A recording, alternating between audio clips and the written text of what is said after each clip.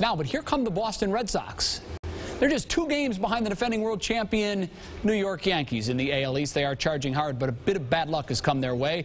Chasing down the Yanks got a little bit harder as Dustin Pedroia was put on the 15-day disabled list on Saturday. He has a broken left foot, injured it after he fouled the ball off on Friday. Let's bring in Gordon Eads. He covers the team for ESPNBoston.com. He has more on that and other headlines from around baseball. What can you tell us? How big a setback is this, Gordon, for the Red Sox, the Pedroia situation? Well, you know, 3 games in San Francisco, 3 injuries, and the biggest, of course, happening to Dustin Pedroia. I don't think it's overstating it to say that the Red Sox are losing their Jeter when Pedroia goes down. The bad news for the Sox is that we're looking at probably 6 weeks.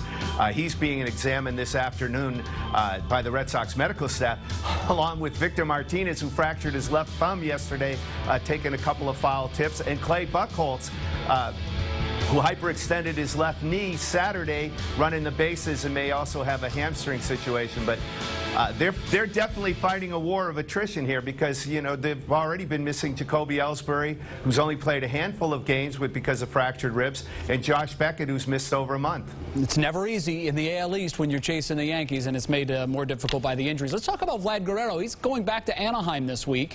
He could also be back there for the All-Star game as the designated hitter, certainly the pick ahead of the guy who replaced him on the Angels roster, and Hideki Matsui. What kind of reception will Vlad, who played for so many years there, get when he comes home?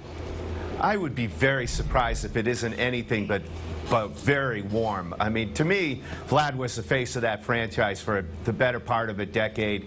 And, you know, his career with the Angels had pretty much run its course. They weren't willing to make the financial commitment given Vlad's health. You know, the Rangers went and checked him out this winter, and they were willing to roll the dice because Vlad has always put up huge numbers in Texas.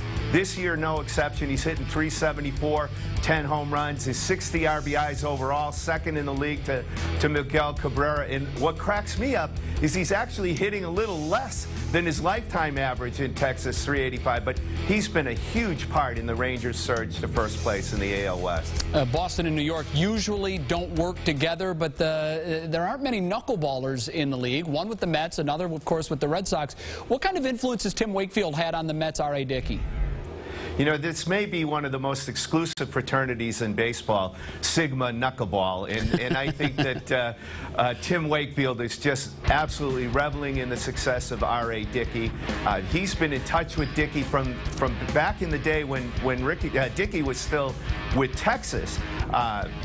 You know, we're talking about the consummate late bloomer here. Dickey's going to be 36 in October. He's 5-0 in 6 starts, coming off his best start against Detroit, 8 innings scoreless. And, you know, I think what it is for Wake is, you know, he remembers how the Negro brothers, Charlie Huff, Candy Oddie helped him. He said he feels honored to be able to be in a position where Dickey turns to him, looks for advice, talks over the nuances of a pitch that very few people can throw. It is funny how they have formed a club, almost teammates, if you will. It's just a good thing for Wakefield and Dickey that he's playing for the Mets and not the Yankees. Not sure they would have that friendly exchange of information. Gordon Eads with our baseball headlines. Gordon, thanks so much. We appreciate it. You got it. Thank you. After the break, we're going to come back and finish third down. DeMarcus Cousins considered to be one of the most talented players in this NBA draft. So will he be the best rookie next season? We're going to debate that coming up.